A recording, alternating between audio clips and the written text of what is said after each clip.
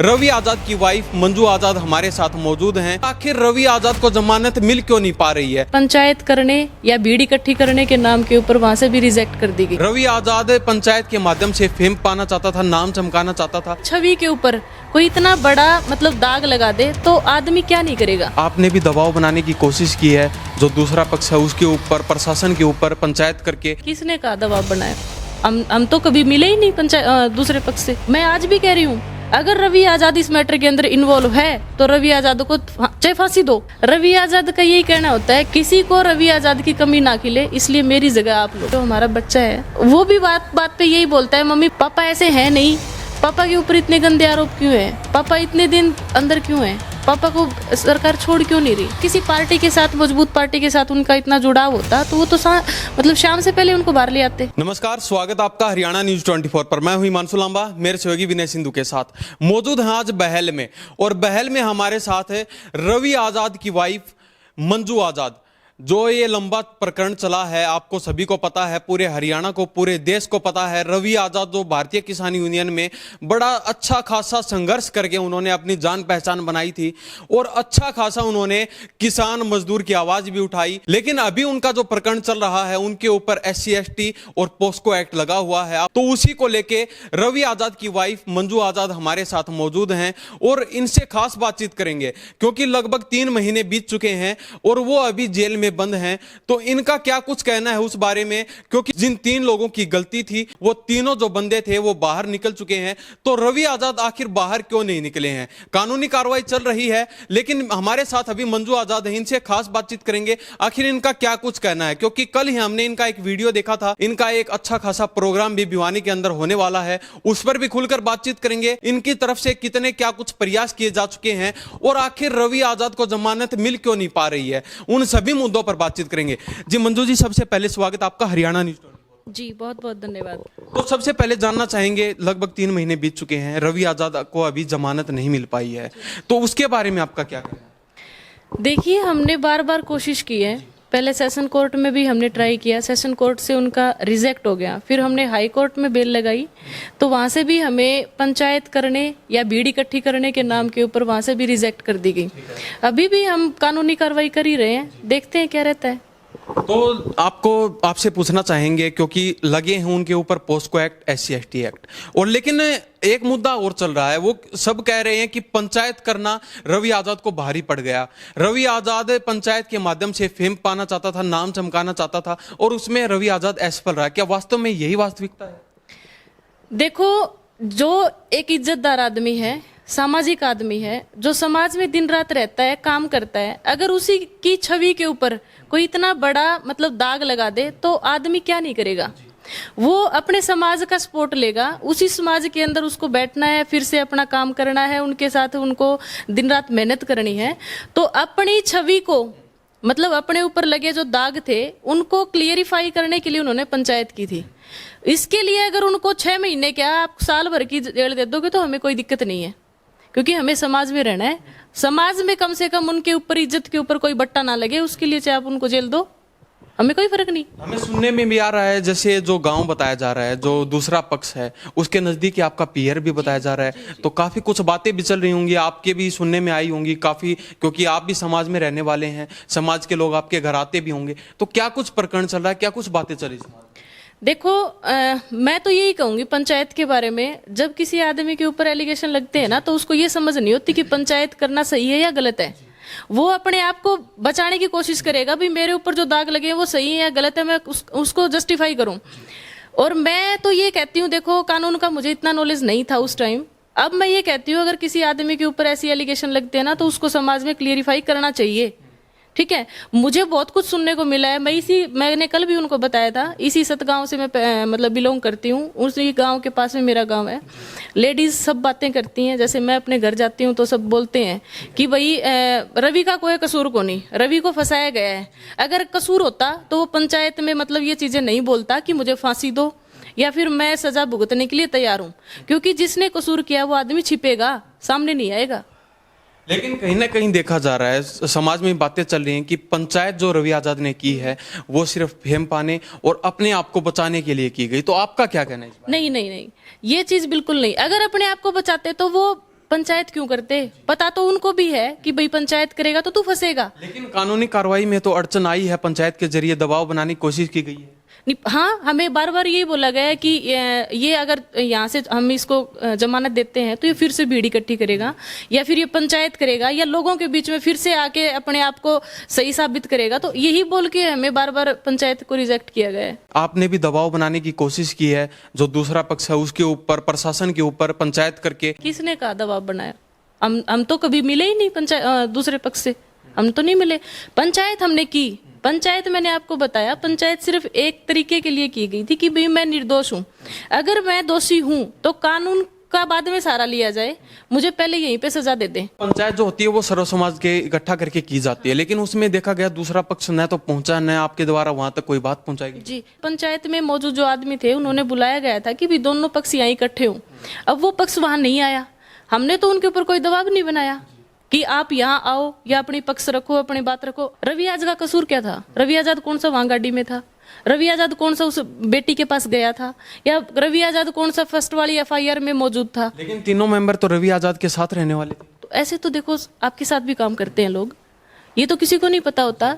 अगर जो समाज में आदमी रहता है तो उसको गाड़ी भी देनी पड़ती है, उसको घर भी रखना पड़ता है। कल को हमारे घर में कोई इंसिडेंट हो जाए तो आप उनके नाम कैसे लगाओगे? ये लोग तो हमारे पास भी रहते हैं। लेकिन कहीं ना कहीं चर्चाएं चल रही हैं, लोग कह रहे हैं, समाज भी कह रहा है कि रवि आजाद ने तीनों दोषियों को बचाने के लिए सारा प्रकरण रचा था। नहीं नहीं नहीं नहीं, ऐसा कुछ नहीं था। रवि आजाद को इस पूरे इंसिडेंट का कोई भनक नहीं थी। उसको इतना ही पता था कि गाड़ी के सामने नील गाय आई है और गाड़ी का एक्सीडेंट हुआ है। जो एक्चुअलिटी थी उनको नहीं पता। ये तो बाद में मनगढ़ंत कहानियां बनाई गई जिनसे उनको मतलब कोई पता भी नहीं था। अगर पता होता तो वो क्यों लेते ये चीजें? वो यही बोलते, अगर देखो गलती किसी की भी हो, मेरे साथ गलत हुई है तो रवि आजाद मेरे खिलाफ है और मैं भी खिलाफ हूँ। मैं आज भी कह रही हूँ, अगर रवि आजाद इस मैटर के अंदर इन्वॉल्व है तो रवि आजाद को चाहे फांसी दो, मुझे कोई फर्क नहीं पड़ता। मैं खुश हूँ कि मैंने किसी बेटी को न्याय दिलवाया। और अगर रवि आजाद इस पूरे प्रकरण में शामिल नहीं है तो वो अंदर क्यों? जिम्मेवार कौन? तो अभी आपसे जानना चाहेंगे, सोशल मीडिया पर भी काफी कुछ चल रहा है कि 2-3 बार आप याचिका लगा चुके, लेकिन कोर्ट द्वारा उसको खारिज कर दिया गया। हमने सेशन कोर्ट में लगाया 2 बार, तो दोनों बार वहां से खारिज कर दी गई। फिर हमने हाई कोर्ट लगाया, हाई कोर्ट में भी मतलब डेट पे डेट दी गई। 2-3 बार वहां डेट मिली हमें, और लास्ट में मतलब कभी उसको पेंडिंग रख लिया, कभी उसको रिजर्व रख लिया, और लास्ट में जो अभी 9 मार्च थी उसको हमें डिसीजन दिया गया कि कोर्ट मतलब क्या बोलते हैं, इसको रिजेक्ट कर रहे हैं। और रिजेक्ट इस बेस पे किया गया, बेल ऑर्डर में हमें यही मिला कि ये आदमी भीड़ इकट्ठी करेगा, और उस भीड़ इकट्ठी करने के डर से मतलब ये रिजेक्ट की गई। तो अब लगभग 3 महीने बीत चुके हैं रवि आजाद? 3.5 महीने। 3.5 महीने जी। तो आप कितनी बार उनसे मिलकर आ चुके हैं? मैं 4-5 बार जा चुकी। तो जब आप मिलने के लिए जाते हैं तो कैसा क्या कुछ वहाँ पे प्रशासन का आपके साथ रुझान कैसा रहा है, और रवि आजाद आपको क्या कुछ कहते हैं, क्या कुछ आप उनको कहते हैं? मैं उनको हर बार ये बोलती हूँ, डरना तो है ही नहीं, ना मैं डरती और ना वो डरते। वो आज भी इस चीज को लेके दुखी नहीं है कि वो जेल में है, बस इसीलिए दुखी है कि उनको तरीका गलत दिया गया जेल में डालने का, ठीक है। लेकिन मैं डर नहीं रही, क्योंकि उन्होंने गलत नहीं किया, और गलत नहीं किया तो वो जेल में बैठे हैं, मुझे कोई फर्क नहीं पड़ता। आप कह रहे हैं गलत नहीं किया, अगर गलत नहीं किया होता तो प्रशासन ने उनको आज जेल में न बंद करता? ये तो प्रशासन की सोच है, वो सोचते हैं कि ये बाहर आएगा, बाहर आके फिर बोलेगा, या फिर वो जवाब मांगेगा, उनके पास जवाब नहीं है, क्योंकि इस मैटर में तो वो कहीं इन्वॉल्व नहीं है। उनके ऊपर सिर्फ एक मेन जो मोटा जो आप रोल बता सकते हो वो पंचायत का लगा है, तो पंचायत करने का एक रोल है, उसमें उनको बेल मिलनी थी, लेकिन ये तो प्रशासन नहीं दे रहा। हम तो फिर भी कोर्ट के ऊपर विश्वास कर रहे हैं, हम लास्ट तक लड़ेंगे कोर्ट के साथ। यहाँ अगर हाई कोर्ट नहीं मिली हमें तो हम सुप्रीम कोर्ट जाएंगे। देखो, मेरा तो मानना यही है कि ये सिर्फ 3 मीडिएटर थे रवि आजाद को अंदर करने के लिए, क्योंकि कहीं ना कहीं सरकार को भी लग रहा था कि ये अभी पीक पॉइंट पे है, अपनी एक यूनियन बनाएगा, इसका एक अलग अपना नाम होगा, या फिर ये सरकार से सीधी भिड़त लेता है, उनसे सवाल जवाब करता है, उनसे पूछता है, किसानों के लिए, हकों के लिए खड़ा रहता है। तो अब इसको कुछ दिन के लिए अगर दबा दिया गया तो इसका ना तो यूनियन बनने की, और हम भी मतलब अपने अकॉर्डिंग काम कर सकते हैं। तो सिर्फ इन 3 बच्चों को मीडिएटर बना के और फिर उनको अंदर किया, और अब ये है कि बार बार वही आंसर जो मैं आपको बता रही हूँ, पंचायत ना करे या फिर बीडी इकट्ठी ना करे, ये हमें एक रिस्पॉन्सिबल आंसर लगता नहीं। तो अब आपकी क्या डिमांड है, आप क्या चाहते हैं, प्रशासन से, सरकार से क्या कहना चाहते हैं? देखो, मैं तो कह रही हूँ कि न्याय होना चाहिए और बिल्कुल सच्चाई के साथ होना चाहिए। अगर रवि ने गलत किया है तो उसके अकॉर्डिंग उनको न्याय दो, अगर रवि ने गलत नहीं किया तो उनको रिहा करो, फिर उनको अंदर क्यों बिठा रखा है? जब रवि आजाद को पुलिस स्टेशन बुलाया गया, उनको क्या कहा गया था उस समय? हमने शुरू से एक बात बोली थी रवि ने कि जो भी प्रक्रिया होगी इन्वेस्टिगेशन की, हम उसमें पूरा सहयोग करेंगे। तो जब 3 लड़कों को भी अंदर किया गया, हमने पूरी उनके साथ मतलब इन्वेस्टिगेशन में सहयोग किया। उसके बाद रवि को भी इन्वेस्टिगेशन के लिए बुलाया गया था कि हम आपसे पूछताछ करना चाहते हैं, क्या कुछ मैटर रहा। उसके बाद हमें कुछ भी नहीं पता चला, वहाँ से ही उन्होंने गिरफ्तार करके जेल भेज दिया। 2 दिन बाद हमारे फ़ोन भी अरेस्ट कर लिए, दोनों फ़ोन भी वहाँ थाने में जमा करवा दिए गए। उसके बाद पीछे से देखो सरकार ने उनका पेज भी बंद कर दिया। तो ये एक सोची समझी साजिश है। देखो, बहुत मुश्किल की घड़ी रही है, ये तो आप मानते हो। पहले क्या था कि हम अपनी घर की गृहस्थी संभालते थे और रवि अपना सामाजिक काम करता था। अब हमें दोनों चीज़ें देखनी पड़ती हैं। सामाजिक काम में भी ये है कि जैसे कहीं जाना है, कहीं आना है, या फिर कोई समाज के ऐसे छोटे मोटे काम है जिनमें हमें जाना चाहिए, वहाँ हम अब भी जाते हैं। पहले हमारे ऊपर इतना दबाव नहीं था। अब हमें एक तो रवि को भी लेके दिक्कत रहती है, फिर जो कोई आ गया उसको भी संभालना पड़ता है। बहुत सारी बातें भी होती हैं, कई बार हमारा इमोशनली टच भी होता है, क्योंकि एक इकलौता बेटा है रवि, और वो इतने दिन से घर से बाहर जेल में, और ऊपर से मतलब इतना गंदा उनके ऊपर घिनौना आरोप लगा रखा है जिसमें वो इन्वॉल्व भी नहीं है। तो देखो, दुख तो होता है, ये तो है। एक छोटा बच्चा है उनको, उसको भी माँ बाप दोनों चाहिए। 8 साल का बच्चा है मेरा। तो जैसे आप मिलकर आते हैं तो उस समय रवि आजाद क्या कहते हैं? रवि आजाद का यही कहना होता है कि डरना नहीं है, झुकना नहीं है, मैंने गलत नहीं किया, आज नहीं तो कल मैं बाहर आऊँगा और आप हिम्मत से काम करो। समाज में जितना आपसे बनता है उतना अपना योगदान दो, समाज के साथ खड़े रहो, जो भाईचारा है उसको अपना बना के रखो। किसी के साथ हमें कोई दुश्मनी नहीं, तो जैसा मैं कर रहा हूँ उतना नहीं तो कम से कम उसका आधा करो, अपना पूरा बेस्ट दो। किसी को रवि आजाद की कमी ना खिले, इसलिए मेरी जगह आप लो। तो आपका बच्चा पूछता नहीं कि पापा कहाँ गए हैं, पापा कहाँ हैं, या और किस हालात में? सब पता है उसको। वो रात को जब रवि यहाँ पे काम करते थे, रात को लगभग उनको 2-2, 3-3 बज जाते थे। तो जो हमारा बच्चा है वो भी उस पापा के साथ ही बैठ के यहाँ काम करता था। तो जो इंसिडेंट हुआ है उसमें उसने हर बात पापा से पूछी है। पापा अब क्या हो रहा है, पापा ये केस क्यों लगा दिए, पापा अब क्या हो रहा है। तो रवि ने उसको हर चीज़ें क्लियर की है। उसके बाद रवि के जाने के बाद वो मेरे से पूछता है, तो मैं उसको हर बात क्लियर बताती हूँ कि उसको कहीं धोखा ना हो किसी चीज़ का।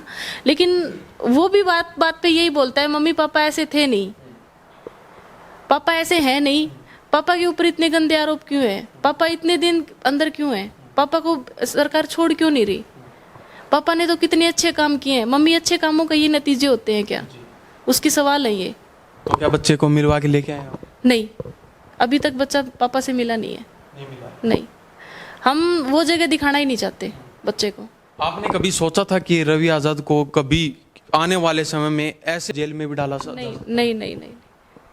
देखो, राजनीति अपनी जगह है, धरने हुए हैं, आंदोलन हुए हैं, आंदोलनों में कई बार रवि आजाद की जेल भी हुई है। लेकिन मुझे इतना नहीं पता था कि राजनीति यहाँ तक भी गिर जाती है कि किसी मतलब लड़की, मैं भी लड़की हूँ, मेरे ऊपर भी तो दाग लगे हैं। अगर किसी एक लड़की को मोहरा बना के दूसरी लड़की का यूज ही हुआ है, मेरे ऊपर भी दाग लगे हैं। मेरे वहाँ तो चलो एक लड़की है, यहाँ तो बच्चा भी है, एक पूरी मतलब शादीशुदा जिंदगी का मामला है। मैंने कल भी उनको बोला था और मैं आज भी कह रही हूँ और मैं लास्ट तक करती रहूँगी, जब तक रवि आज़ाद इस मैटर में बिल्कुल पाक साफ नहीं हो जाते, मैं उनके साथ खड़ी हूँ। अगर उनके अंदर 5% भी कसूर है तो उन्होंने तो अपने लिए फांसी मांगी थी, मैं अपना पूरा वैवाहिक जीवन उनके ऊपर त्याग दूंगी। मुझे नहीं चाहिए ऐसा सुहाग। मैं रवि आज़ाद की बिल्कुल अगेंस्ट हूँ। अगर उन्होंने ऐसी घिनौनी हरकत करने की सोची भी, करना तो बहुत दूर की बात, लेकिन मुझे नहीं लगता रवि आज़ाद ऐसा नहीं है। आपको पूरा विश्वास? बिल्कुल है जी। कहीं ना कहीं सुनने में आ रहा है कि लगभग 3000+ लोग अब तक उनको जेल के अंदर मिल के आ चुके हैं, ये लगभग 3.5 महीने के अंदर। कहने को तो कुछ भी कह देंगे, कहने को तो रवि आज़ाद के ऊपर ये झूठा केस भी कर दिया, तो कहने वाले तो कुछ भी कह देंगे, ऐसा कुछ भी नहीं है। कोई भी मुलाकात नहीं होती। हाँ, बीच में हुई है, 5-10 दिन तक हुई हैं, दो चार आदमी कोई अपने जो भी थे मिले हैं, लेकिन अब उनसे कोई मुलाकात नहीं होती। सिर्फ ब्लड रिलेशन का बंदा मिल सकता है उनसे। अब जैसे देखा जाए, क्योंकि रवि आज़ाद ग्राउंड पर काम करने वाले थे, उनकी टीम भी थी, तो अब वो जो टीम है वो क्या आपके पास आती है, अपना आपका हालचाल पूछती है, क्या कुछ चल रहा है आपके बारे में, आपके परिवार के बारे में पूछती हैं? नहीं पूछते हैं, पूरा भाईचारा हमारे साथ है, पूरा समाज हमारे साथ है। वो बार बार बोलते हैं कि जहाँ जरूरत पड़े हम उनके साथ हैं, लेकिन इसी भाईचारे ने ही हमारे कल प्रोग्राम भी रखा है भिवानी में, उस भाईचारे की मजबूती है वो। वही कह रहे हैं कि काफ़ी दिन हो गए रवि आज़ाद की, मतलब उनको कमी खिलने लगी। तो ये जो हमारा जो कल का प्रोग्राम है ये इसी मोटिव से है कि उनसे मुलाकात हो जाए, एक जयंती हम मनाएं। हम कानून के ऊपर भरोसा कर रहे हैं और कानून के ऊपर हम लास्ट तक भरोसा करेंगे, ना हम इनको गलत मान रहे। तो ये कोई ऐसा मोटिव नहीं है हमारा कि हम उनके ऊपर प्रेशर बना रहे हैं, सिर्फ एक हम भीमराव अंबेडकर जी की जयंती बना रहे हैं। और जो लोग रवि आज़ाद के हैं उनसे मुलाकात करेंगे। आगे के लिए भी हमें सोचना पड़ेगा। कहीं ना कहीं चर्चाएं चल रही है कि रवि आज़ाद पॉलिटिकल पार्टियों से अपना संबंध रखते थे और कहीं ना कहीं रवि आज़ाद की तैयारी थी। आप एक बात बताओ, जिसकी पॉलिटिकल मामलों ये जो पार्टीज हैं इनके साथ इतनी पहुंच होती तो वो आदमी इतने दिन तक अंदर नहीं रहता। आपने भी देखा है रातों रात बाहर आते हुए। अगर उसको चुनाव लड़ना होता तो वो पहले ही हर बार बोलता है कि मुझे राजनीति नहीं करनी, मुझे सेवा करनी है। आपने देखा है कभी ऐसा कि वो किसी राजनीति पार्टी में? ऐसे तो देखो समाज में तो हर आदमी के साथ उनका उठना बैठना रहता है, तो इसका मतलब ये नहीं कि वो किसी एक पार्टी से जुड़े हैं। और अगर किसी पार्टी के साथ, मजबूत पार्टी के साथ उनका इतना जुड़ाव होता तो वो तो मतलब शाम से पहले उनको बाहर ले आते। इतने दिन क्यों रखते हो? तो अब आपने आगे की क्या रणनीति बनाई है, क्या मुहिम आप लेकर चलेंगे? देखो, मैं तो ये कह रही हूँ कि जब तक रवि आज़ाद बाहर नहीं आ जाता मैं हर लड़ाई लड़ूंगी, चाहे मुझे कोर्ट से लड़नी पड़ो, चाहे मुझे न्यायालय से लड़नी पड़ो, मैं हर लड़ाई लड़ूंगी। मैं ये मानो, मैं ज़्यादा तो नहीं कह सकती, लेकिन रवि आज़ाद का 50% मैं ज़रूर करूँगी। मैं हर समाज के साथ काम करूँगी, मैं सभी का साथ लेके चलूँगी। संगठन से भी मैं मांग करूँगी, न्यायालय से भी मैं मांग करूँगी, कोर्ट से भी मैं मांग करूँगी कि उनको न्याय मिले। तो 14 तारीख का आपका प्रोग्राम है, यानी कि कल का प्रोग्राम है, तो उसमें कौन कौन नेता आ रहे हैं, कौन कौन लोग वहाँ पर पहुँच रहे हैं? देखो, हमने पर्सनली किसी को इनवाइट नहीं किया। हमने सिर्फ एक वीडियो के जरिए एक मैसेज पहुंचाया है कि आप सभी आमंत्रित हैं। उसमें हर आदमी आमंत्रित है, चाहे वो मजदूर है, वो किसान है, वो माताएं बहनें जो भी हैं, संगठन के नेता हैं। हमने सबको बोला है कि आप इसको अपना ही कार्यक्रम समझें और आप उसके अंदर आएँ, हमारा सहयोग दें, ताकि हम ये जयंती अच्छी प्रकार मना सकें। जी, आपका बहुत बहुत धन्यवाद। धन्यवाद। तो ये अभी हमारे साथ है रवि आज़ाद की वाइफ मंजू आज़ाद बनी हुई थी, इनसे खास बातचीत की है। और कल यानी कि 14 अप्रैल को इनका एक भव्य कार्यक्रम है भिवानी की जाट धर्मशाला में। बाबा भीमराव अंबेडकर की ये जयंती बना रहे हैं, तो उसको भी हम पुरजोर तरीके से दिखाने का काम करेंगे। तो इनके बारे में आपकी क्या प्रतिक्रिया है? इन्हीं सब बातों के साथ मैं हिमांशु लांबा, मेरे सहयोगी विनय सिंधु के साथ, हरियाणा न्यूज़ 24। नमस्कार, जय हिंद।